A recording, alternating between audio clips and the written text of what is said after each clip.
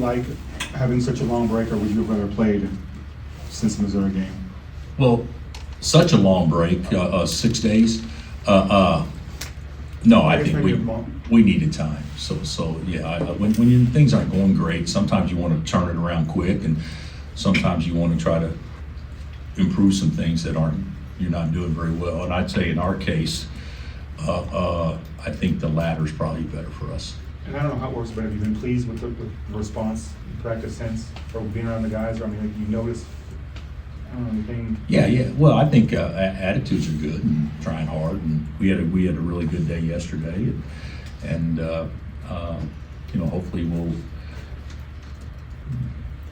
do some things. Obviously, a lot better than what we did for 25 minutes on Sunday, because that was awful. But the guys didn't lay down. They didn't quit. Fought back, cut it to 2, and had some things not go right. Doing that but still cut it to 2. So by no means is that a moral victory by any stretch, but it was at least something that we can draw from that was positive on that particular day. Well, I think you guys are 300 in free throw rate and 300-ish in 3-point rate. Do you think those issues are kind of correlated, or are they completely separate? No, they're separate. You would think if you shot a ton of threes, you'd probably get fouled less. Yeah. We're not shooting many threes, and we're getting fouled less. Yeah. So a lot of it, we haven't thrown inside as much, which unfortunately, the way the game used to be, that's how you got to the free throw line, by throwing it inside. Now you get to the free throw line by driving it. And we don't have guys, obviously, that drive the ball downhill as well as some others that we'll play against. But that's something we talk about every day, and it's obviously a concern, the discrepancy in the number of free throws that we shoot compared to our opponents. Now, with that being said, you could maybe make a case from time to time, well, we didn't get a good whistle that game. That's not the reason why we're shooting less free throws. The whistle has nothing to do with it. It has everything to do with the things that people consider fouls and how you get to the free throw line today. It hasn't been as conducive to us getting there, in large part because we haven't taken advantage of the way the whistle is going to be, which is drive it. And we don't have personnel to maybe drive it as well as some other teams, but that's still, the discrepancy is still way too much. We've got to, at Kansas, at a high level where you're playing a great schedule, but you're still playing bye games within that schedule early on, you would think if it's not good, it's 50-50. And right now it's more like, 35-65. And if I'm not mistaken, so we've got to be better in that area. And is it any part like spacing concerns kind of compounded in there with those things? Well, spacing concerns are always an issue whenever you run offense. How do we space the floor with certain personnel in the game when you go under every ball screen and you do different things? So it's more to it than just that, but I do think that's a part of it. I think this game is the Hoops for ALS game. What do you think about getting to benefit and support that cause? Well, I think that we've all been touched by cancer in some way, shape, or form. Directly, indirectly, family, friends. ALS, maybe not as much, but we all know somebody that has that suffered with this, and the families that have suffered going along with it. It's dreadful, and we all know that. So hopefully calling attention through this game will be a positive thing, and I know that. We've had friends that have suffered and endured, and going back to the reason why it was called Lou Gehrig's disease is because of actual, the most durable maybe baseball player that's ever lived, and it took him.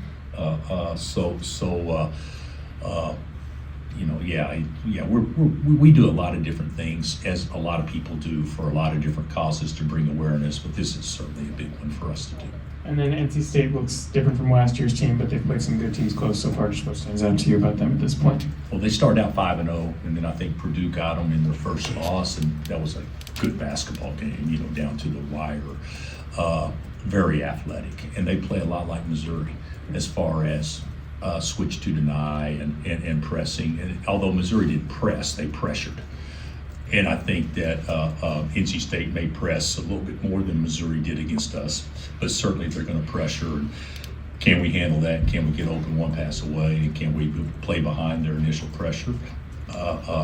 Was something we didn't do very well at all on Sunday.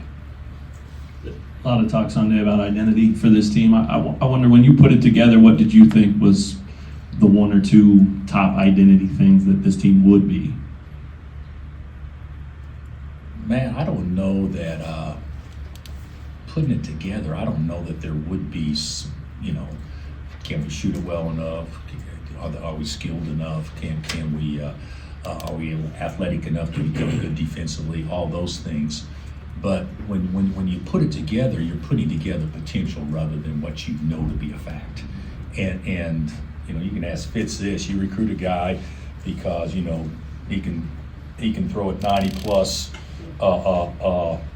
and paint the corners or whatever in a reserve role. Well, you recruit to that, but still, yet you got to actually do it against guys that are different type hitters and that kind of stuff at that moment to really know what you have. So I would say recruiting to an identity, I don't know that we did that as much as recruiting the pieces that we hope that when we put it all together, we would be able to be a great defensive team, a great defensive rebounding team, a toughness team, a 50-50 ball team, how do you steal extra possessions, type team. And I don't think that we've developed that yet. So, do you have an idea which one of those might be most likely now that you have the pieces together? Well, in my opinion, we always tell them that we need to develop one with the hope that it better be the one that I think is the most important. But the biggest thing to me is we've won a lot of games here when we played poorly, a lot. So you don't have to play great. You just got to make sure the other team doesn't. And I think we've allowed teams to be too comfortable, at least the last week. It wasn't that way the other games, but the last week I would say that. So, Coach, obviously you got, 2 more games before conference. Is there anything that you stress differently with these last 2 going into conference play? Is there anything that you tell the team differently or you want them to do differently or anything like that as conference approaches here pretty soon? I would prefer that they make all their shots and get every defensive rebound. I would prefer that. Take care of the ball. We were averaging 9 turnovers a game before that performance on Sunday, which was like a very low number for us, because if you studied us historically, we've always been a relatively high turnover team because we try to have 5 guys handle it, as opposed to a lot of teams keeping it in 3 guys' hands, which are their best ball handlers and passers. So there's reasons why that is, but the bottom line is what I would probably tell them, and what we have told them is it's not close to being where we want it to be, but it's not near as bad as the way you feel it is. And we need to, we got time. We got 3 weeks before conference play starts that we need to get a lot better in certain things, but certainly to get a little bit better in what we already know what we should be doing. To the point earlier, which was a great basketball question, I thought, can we accomplish some of that stuff by spacing? Can we accomplish some of that stuff by what we've been working on, but we're just not good at it yet? So some of those things, our roster will come around as they get more comfortable. But like I've told them, until you get comfortable, you're going to be a thinker. And if you're a thinker, you can't play. You know, I mean, let's just call it like it is. So how do we become them to be reactionary as opposed to stopping and thinking? Those are things that I know that we're emphasizing, but the only way you can really probably accomplish it is through repetition. And so we just got to keep grinding. We got to keep grinding. And the other thing is this, you know, to get off on a little bit of a dissertation here. The way that it feels in basketball is way different than the reality of how it feels in football. Let's just understand this. Our season is long. Football season is long, but what happens the first 2 weeks in football affects the season. What happens the first month of the season in basketball doesn't have anything to do with our chances in March. Nothing. Now, do you always want to play well and have that moment? Absolutely. And nobody likes dealing with when you don't do well. But the reality of it is I don't know that I've ever had a team that was really good for 4 or 5 months. I think everybody goes through this. Now, granted, you know, we go to the Final Four in 2018 and we lose 3 games at home. Now, that can still happen, but I don't think anybody predicted we'd be a Final Four team in 18 after losing to Davidson and Arizona State back-to-back in December. But it's not the end of the earth, but it is a great eye-opener saying, hey, we better, that was somebody punching us in the mouth to wake us up. So hopefully we'll use it as a way to benefit from it as opposed to caving from it. And I don't think that'll be the case. To go back to your point earlier about guys attacking the rim, do you feel like AJ's driving the ball enough? Do you feel like he's settling too much? I don't think he's doing either enough. Yeah, he's got to attack the rim. I mean, he's one of the guys that to Matt's question, the point is, well, how are you going to shoot free throw? Well, we got AJ that can attack the, you know, one of those type deals. AJ averaged 4 free throws a game for the entire season last year at Wisconsin, a little over 4, and this year, you know, he's shooting what, 1.5 a game. So it's things like that. I don't think creating spacing opportunities that allow him to do more of that type of stuff too. But he needs to be more aggressive, yes. And then with Shaq, how are things trending with him? He's practiced last 2 days, looked good. So I don't know what his availability will be Saturday yet, but I'm hopeful that he could be available to us. But still, putting a guy out there that hadn't played basically in 8 weeks against a really good team like North Carolina State, I don't know if that's the direction that we positively want to go. But he's trending in a way that hopefully he's going to be with us and be full speed real soon. And when you do play like 3 games in 3 weeks or so, how do you balance that, trying to get him game minutes, but also knowing that? I'm not worried about that with him. If right now we just want to get him practice minutes, to me, having him healthy for 5 days in a row or 9 out of 10 days where he doesn't get sore is more important than actually getting him into a game. And trust me, we're not going to play him just to get him in a game right now. How did Hunter play during the 2 games on the road, and is he being more of a leader this year, or what? I thought Hunter was unbelievable at Missouri. Verbally, I thought he's great. He as good as anybody we had from a leadership and a verbal standpoint. And I actually thought he did some good things, but Hunter hadn't played the way that he's capable of playing. But a lot of that is on us and not just all on him too. So I didn't think the first of the 2 games against Creighton, I didn't think he planted himself in the game to actually be a near as much of a presence. But I also think there were some things that happened during the game that forced that to be the case. Against Missouri, I thought he was better.